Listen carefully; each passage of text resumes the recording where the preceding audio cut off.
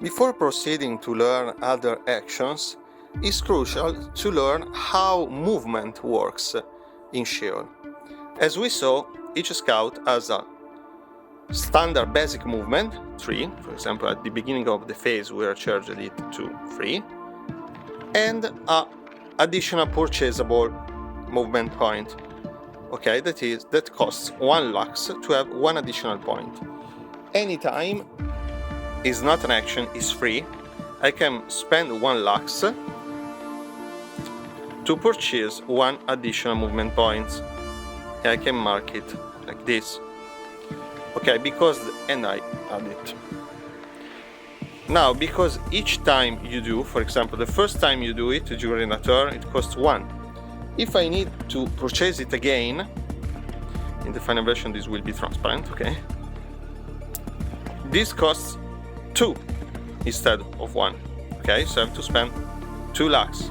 If I want to purchase more, again, in the same turn, I have to spend 3, okay? At the beginning of the turn, this is reset.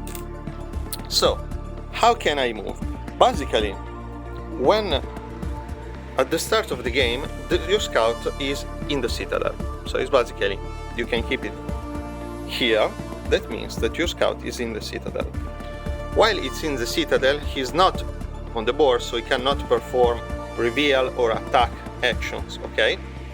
But because there is no pattern to count, it is not on the board. But he can, with paying 1 movement, exit the citadel, could leave the citadel. There are only these, okay, spaces on each side when a scout can leave the citadel, so not on the corners, but here.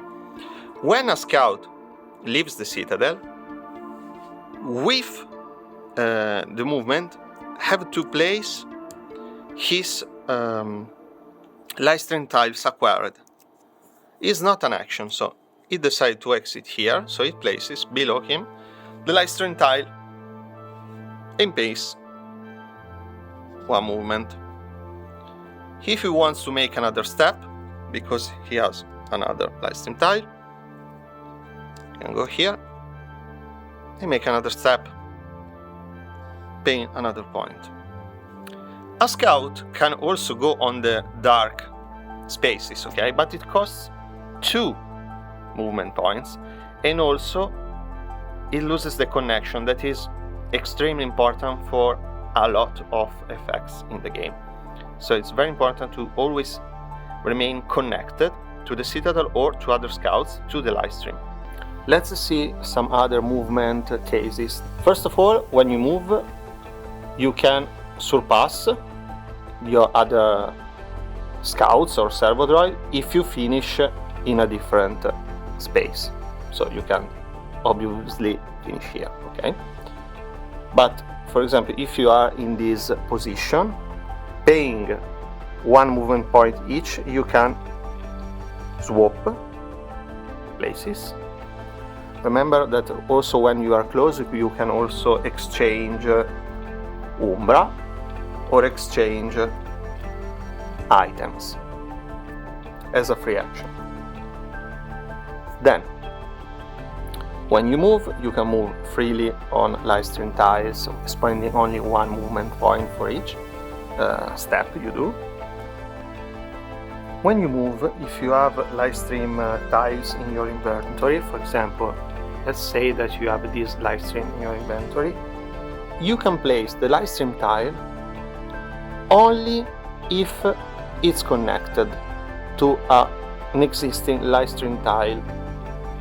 So, for example, if you move here, you can move here, but you have to pay 2 movement points because you went to a dark space, and you can't place the lightstream tile. Instead, if you move here, for example, yes, you can place it with your movement.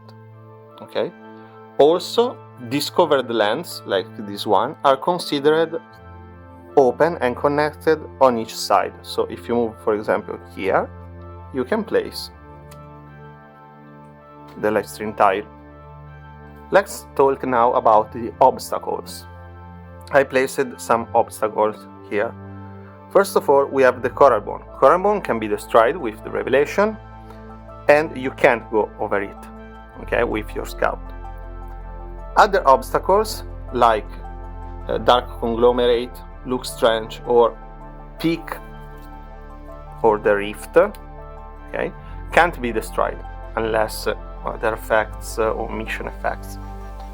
So the scout can't go over the dark conglomerate, can't go in the rift, over the rift, or over the peak. The peak also blocks flying movement. But scouts can go over loose trenches, like there was fully connected lightstream tiles. So you can go here. Please refer to the rulebook to see all the cases and special cases.